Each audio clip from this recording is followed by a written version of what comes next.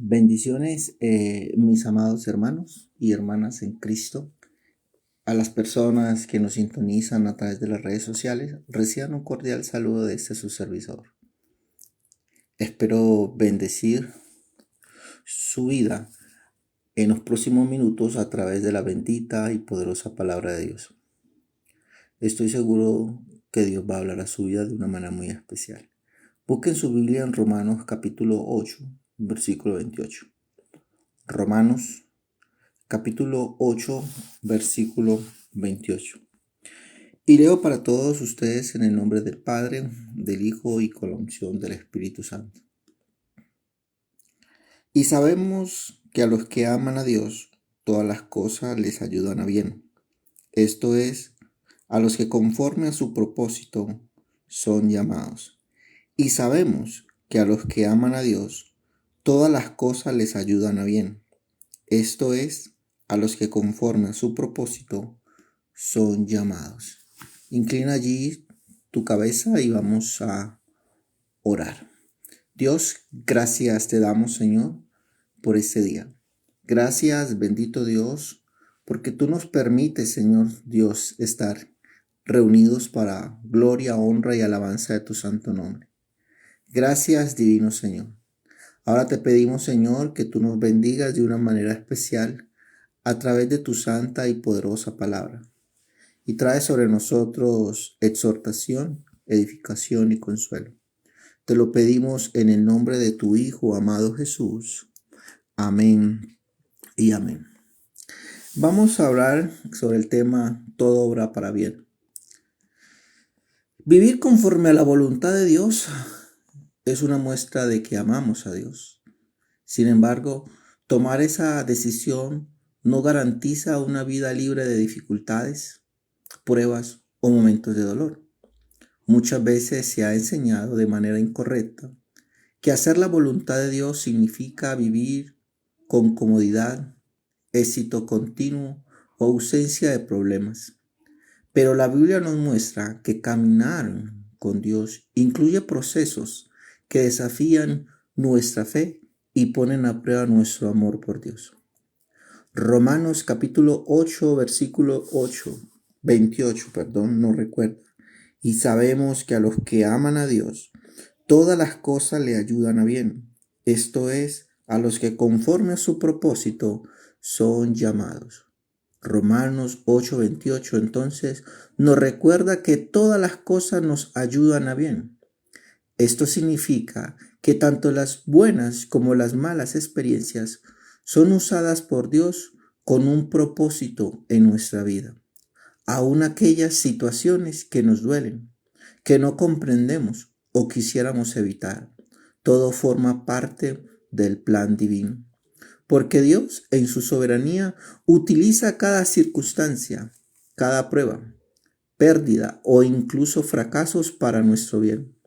Estas experiencias moldean nuestro carácter, quebrantan nuestro orgullo, nos hacen más agradecidos cuando somos bendecidos por Dios y nos enseña a depender completamente de Él. Mire, a través de estos procesos aprendemos humildad, mansedumbre, obediencia y gratitud. Maduramos en la fe y entendemos que nada ocurre por casualidad, sino que tiene todo un propósito eterno, aunque en el momento no lo comprendamos, aunque en el momento no lo entendamos. Porque amar a Dios implica confiar en que Él siempre obrará para nuestro bien y en cada situación para la gloria y honra de su santo y poderoso nombre. Roma en el siglo I era una ciudad compleja y diversa. Aunque los cristianos enfrentaban rechazo social y en ciertos momentos persecución, las tensiones surgían en gran parte por diferencias religiosas y culturales, así como por la negativa de los cristianos a participar en el culto imperial o por la realización de prácticas cristianas como la Cena del Señor, que a menudo los romanos malinterpretaban y circulaban en medio de la ciudad de Roma, rumores entre la población que distorsionaban las reuniones cristianas, asociándolas erróneamente con conductas inmorales. Sin embargo, al mismo tiempo, Roma destacaba como un centro de poder político, intercambio comercial, dinamismo cultural, creando un entorno tan desafiante por las pruebas, por la persecución, por las malinterpretaciones que los romanos daban de los cristianos, como que Roma estaba lleno de oportunidades para las generaciones, para los cristianos. En esta enseñanza exploraremos dos puntos importantes sobre cómo una persona demuestra su amor por Dios. Primero vamos a hablar hombres de la Biblia que demostraron amar profundamente a Dios. Personajes bíblicos como Abraham, Moisés, Daniel, Pablo, Pedro y muchos más personajes bíblicos demostraron su amor por Dios a través de sus acciones pese a las dificultades y en algunos casos también por medio de sus escritos. Pablo declaró en Romanos capítulo 8, versículo 38 y 39 que nadie podrá separarlo del amor de Dios. Mire lo que dice la Escritura. Por lo cual estoy seguro de que ni la muerte, ni la vida, ni ángeles, ni principados, ni potestades, ni lo presente, ni lo porvenir, ni lo alto, ni lo profundo, ni ninguna otra cosa creada podrá separar del amor de Dios, que es en Cristo Jesús, Señor nuestro. Nada nos podrá separar del amor de Dios, que es en Cristo Jesús, Señor nuestro. Ni las dificultades o pruebas, ni las bendiciones materiales que llegarán a tener, no podrá separarlo del amor del Señor. Ni las dificultades, pruebas, ni las bendiciones, porque muchos inclusive en las dificultades o pruebas se alejan del Señor y aunque parece increíble de creer, hay unos que cuando Dios empieza a bendecirlos materialmente, económicamente, también llegan a separarse del amor de Dios. Pero Pablo está consciente de que nada ni nadie podrá separarlo del amor de Dios que es en Cristo Jesús, Señor nuestro. Daniel, otro caso. Daniel se mantuvo fiel a Dios pese a las consecuencias que sus acciones y decisiones por amor al Señor le podían traer. Daniel 1:8 y 6:10 dice así. Y Daniel propuso en su corazón no contaminarse con la comida o con la porción de la comida del rey, ni con el vino que el vino bebía. Por tanto, al jefe de los eunucos que no se le obligase a contaminarse. Daniel propuso en su corazón a mantenerse fiel al Señor en un país extranjero, pese a las dificultades o consecuencias que esta decisión le acarrearía. En Daniel capítulo 6, versículo 10 dice, cuando Daniel supo que el edicto había sido firmado, entró en su casa y abiertas las ventanas de su cámara que daban hacia Jerusalén, se arrodillaba 3 veces al día. Wow. Y oraba y daba gracias delante de su Dios como lo hacía hacer antes. Esto es un hombre que ama al Señor, porque su amor por el Señor era tan grande que no estimaba su propia vida con tal de mantenerse fiel a Dios, demostrando una entrega total por encima de cualquier consecuencia en Babilonia, en un país extranjero. Vamos a ver el segundo punto. El segundo punto es algunas características de una persona que ama verdaderamente a Dios. Primero, vamos a hablar acerca de un amor genuino. Se expresa mediante la obediencia y reverencia a la palabra de Dios. Por eso busca vivir una vida que agrada a Dios. En San Juan, capítulo 14, versículo 15, dice así la poderosa palabra del Señor: si me amáis, guardad mis mandamientos. Si me amáis, guardad mis mandamientos. Una característica que tiene una persona que ama verdaderamente a Dios, al Señor, expresa un amor genuino mediante la obediencia y reverencia a la palabra de Dios. Por eso dice allí: si me amáis, guardad mis mandamientos. Y eso lo hace a través de la obediencia. Por eso busca vivir una vida que le agrade a Dios, una vida que se asemeje a la voluntad de Dios, no una vida por fuera de la voluntad de Dios, no una vida llena de arrogancia, no una vida llena de orgullo, sino una vida humilde, una vida sencilla que honre y bendiga el nombre del Señor. Vamos también a mirar de que aplica su vida a la palabra de Dios, porque antes que decir 1000 palabras, nuestras acciones deben demostrar que obedecemos a Dios, porque le amamos, porque le queremos. Ve, ama profundamente la palabra de Dios. Por eso reflexiona en ella con seriedad y responsabilidad, entendiendo que cada texto, en cada pasaje de la Biblia, hay una enseñanza, hay una exhortación, hay una promesa de parte de Dios para su vida. Eso lo podemos encontrar allí en el Salmo 119, versículo 97. Y quiero leer para todos ustedes: oh, cuánto amo yo tu ley, todo el día es ella mi meditación. Oh, cuánto amo yo tu ley, todo el día ella es mi meditación. Es un hombre que ama la palabra de Dios. Es un hombre que reflexiona en la palabra de Dios con seriedad, con reverencia. Y este amor por el Señor no es un amor superficial, sino que se manifiesta en una meditación constante en la palabra de Dios, en el compromiso de vivir conforme a lo que Dios ha revelado en su palabra.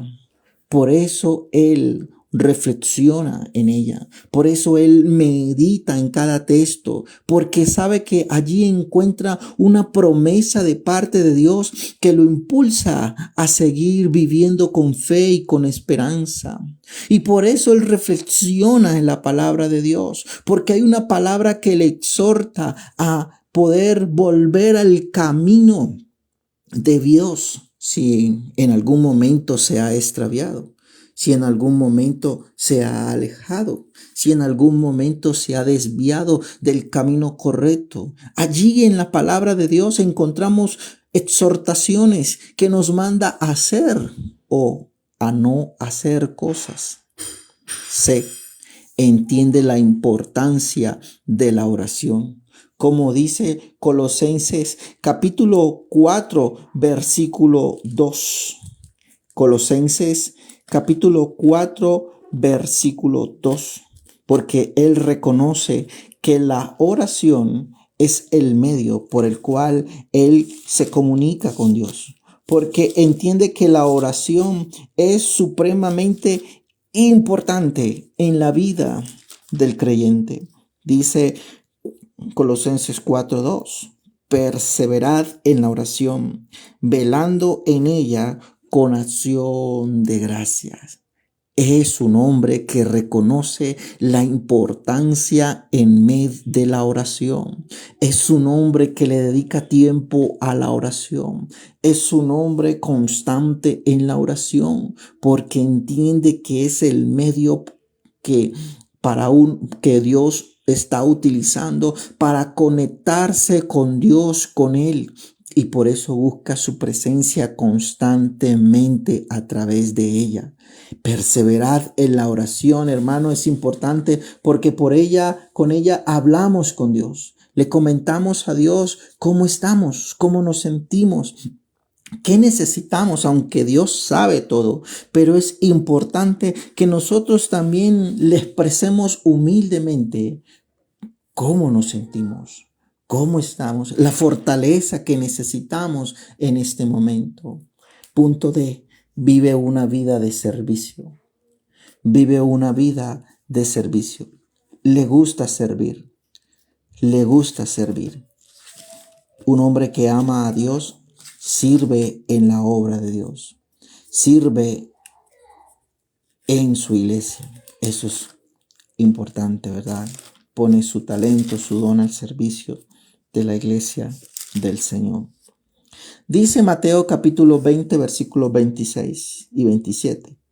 Mas entre vosotros no será así, sino el que quiere hacerse grande entre vosotros será vuestro servidor, y el que quiera ser primero entre vosotros será vuestro siervo, como el Hijo del Hombre.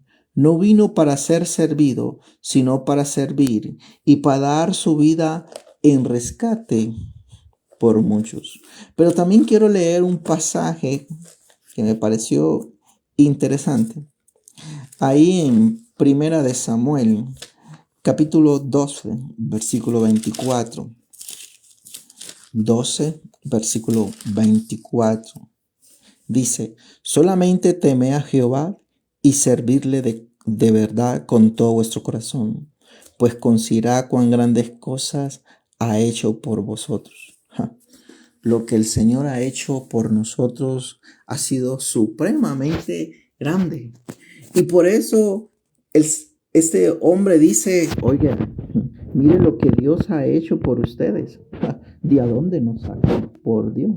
Si nosotros empezáramos a dar testimonios de a dónde el Señor nos sacó, o a escribir de a dónde nos sacó, yo sé que nos quedemos sorprendidos, porque muchos estaban en las drogas, porque muchos estaban ahí en el alcohol, porque muchos tenían una vida llena de placeres sexuales escandalosos, etcétera, etcétera.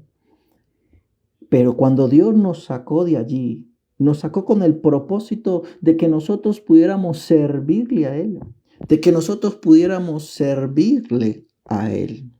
A Dios le agrada que nosotros le sirvamos en su obra. Al siervo de Dios le agrada servir en la obra de Dios, porque es a través del servicio que Él expresa ese amor que siente por Dios, que siente hacia Él. La punto E, es fiel y perseverante.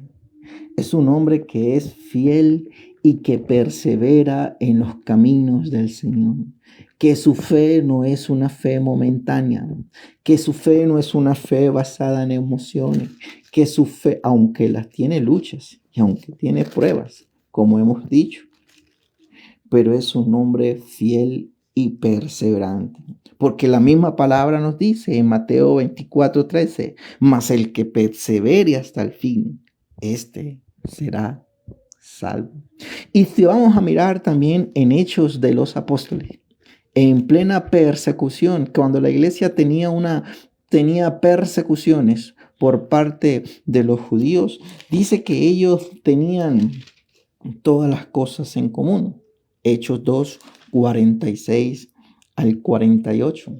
Y perseveran unánimes cada día en el templo y partiendo el pan en las casas, comían juntos con alegría y sencillez de corazón, alabando a Dios y teniendo favor con todo el pueblo. Y el Señor añadía cada día a la iglesia los que habían de ser salvos. Un creyente que persevera firme.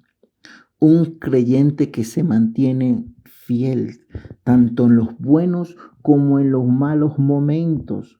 Porque no creamos que aunque somos creyentes y conocemos de la palabra del Señor, no vamos a tener esos malos momentos o esas malas experiencias en nuestra vida.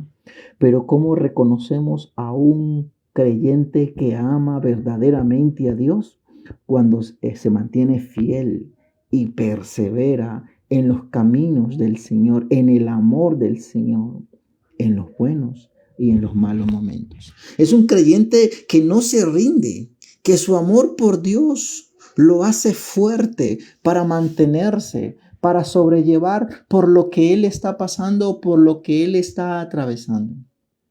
Por eso el apóstol Pablo nos enseña que a los que aman a Dios, que a los que Dios ha llamado conforme a su propósito, o sea, que Dios los ha llamado conforme al propósito por el cual ellos conocieron la palabra del Señor, para ser parte de su reino. Todas las cosas les ayudan a bien, tanto las experiencias buenas como aquellas experiencias que humanamente consideramos malas. Esto nos revela una verdad poderosa. Nada ocurre fuera de la voluntad, del conocimiento y de la soberanía de Dios, porque sencillamente Él, Dios, es todopoderoso. Para Él nada imposible.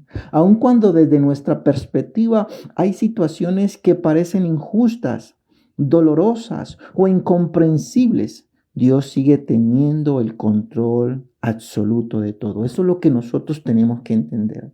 Dios sigue teniendo el control absoluto de todo. Es por medio de las dificultades a veces que aprendemos lecciones que en tiempos de comodidad nunca podríamos aprender. ¿Por qué? Aunque le parezca raro, las pruebas forman en nosotros un carácter firme, una fe madura y una relación más profunda y rendida a Dios. Las pruebas nos enseñan a tener paciencia cuando esperamos algo que deseamos y no llega en el tiempo que quisiéramos, en el tiempo que nosotros señalamos. Nos enseñan a confiar en Dios, aun cuando no entendemos el proceso, y a no desesperarnos cuando las cosas no salen como nosotros la planeamos, como como las metas las trazamos. También aprendemos a depender de Dios, porque ahí es donde aprendemos que existen situaciones que no están en nuestras manos y que por más que luchemos o insistamos o incluso nos frustremos, no podemos controlarlas por nosotros mismos. Es en esos momentos cuando entendemos que nuestra fuerza es limitada, porque pero el poder de Dios es grande, pero el poder de Dios es infinito. Pero es en medio del dolor que Dios se muestra como nuestro consuelo. Es en medio de la escasez que Dios se muestra como nuestro proveedor. Y es en medio de la incertidumbre, es cuando Dios se muestra como verdaderamente nuestra paz. Además, las dificultades también tienen el propósito de prepararnos para ayudar a otros, porque lo que hoy vivimos como proceso, mañana se convierte en un testimonio grande para aquellos que pasaron o están pasando por lo que nosotros estamos atravesando. Lo que hoy nos duele, mañana puede ser la herramienta que Dios use para levantar a alguien que está pasando por eso mismo. Por lo cual, cuando todo vaya bien, no debemos olvidar de donde Dios nos ha sacado primero. Es un momento hermoso para reconocer que Dios es fiel, que Dios es el quien ha obrado milagrosamente a nuestro favor, que ha sido su gracia la que nos ha sostenido, la que nos ha bendecido y la que nos capacita no solo para salir adelante, sino también para ser de bendición a otros que lo necesitan, que nos necesitan. Así que entendamos que todo, absolutamente todo, forma parte del proceso perfecto de Dios. Cuando Dios nos ha llamado a ser parte de Él, a ese propósito, cuando Dios nos ha llamado.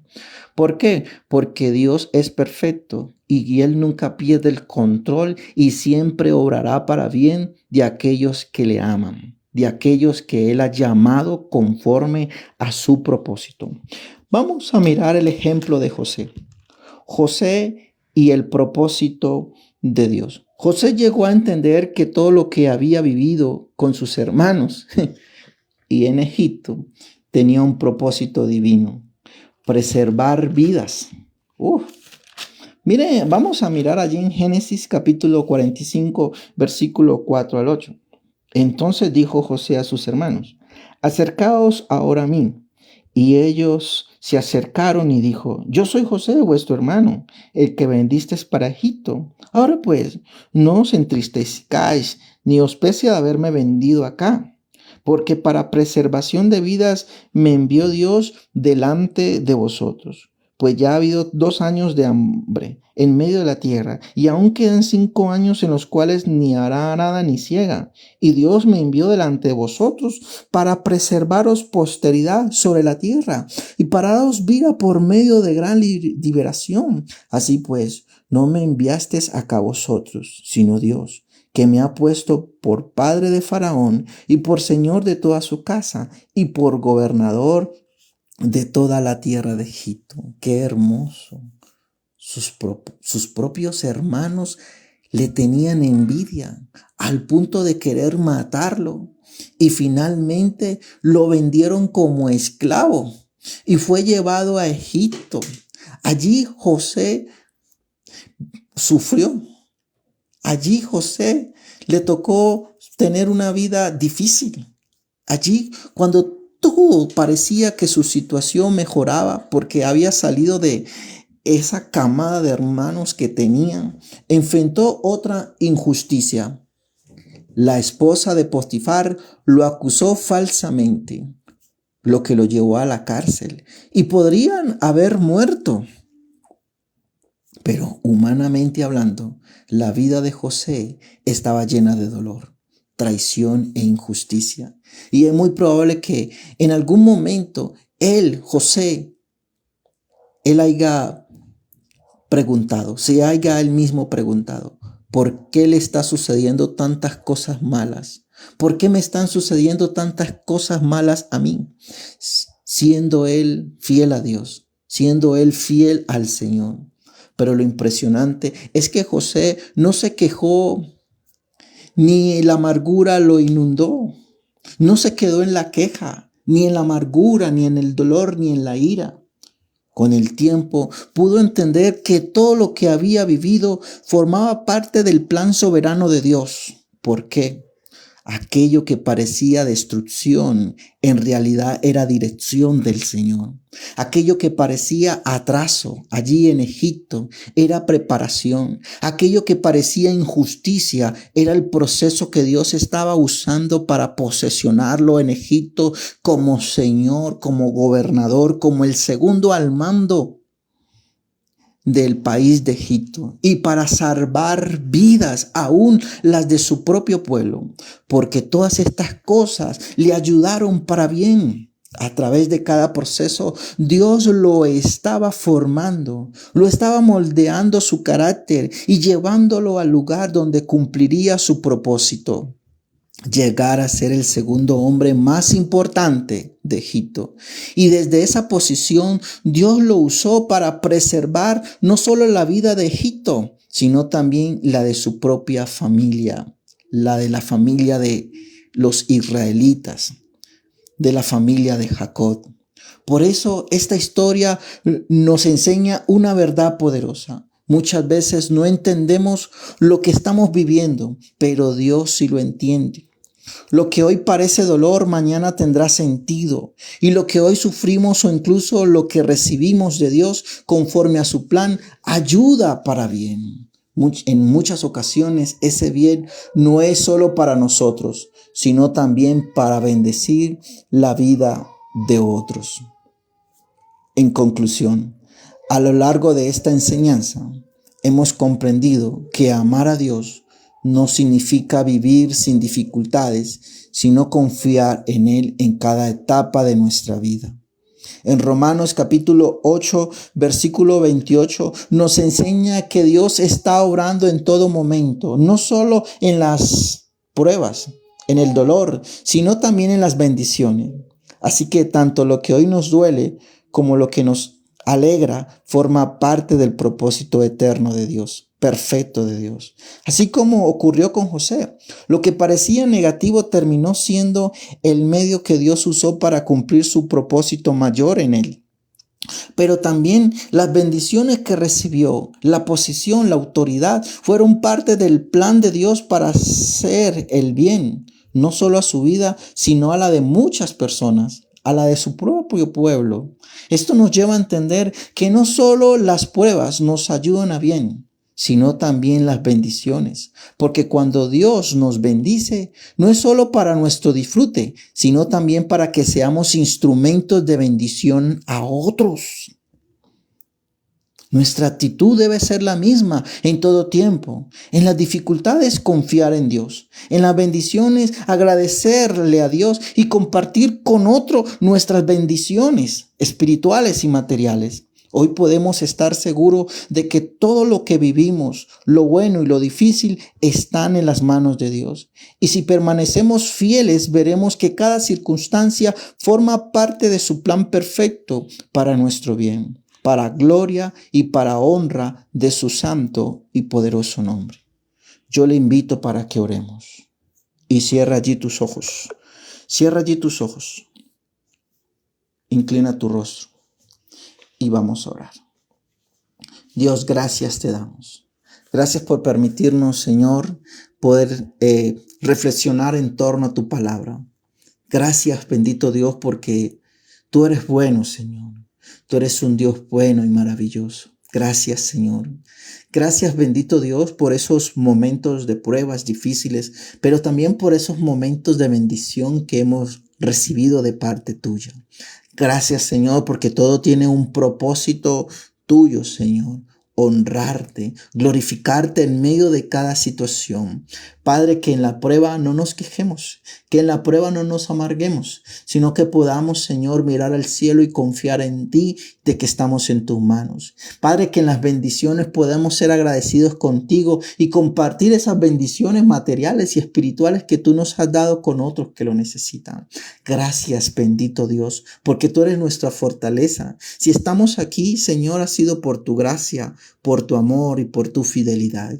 Gracias, bendito Dios, por cada oyente. Gracias por las familias. Gracias por tu pueblo. Gracias, bendito Rey del cielo. Gracias, oh amado Rey, para gloria y honra de tu santo nombre. Amén y amén. Dios me le bendiga, mis amados.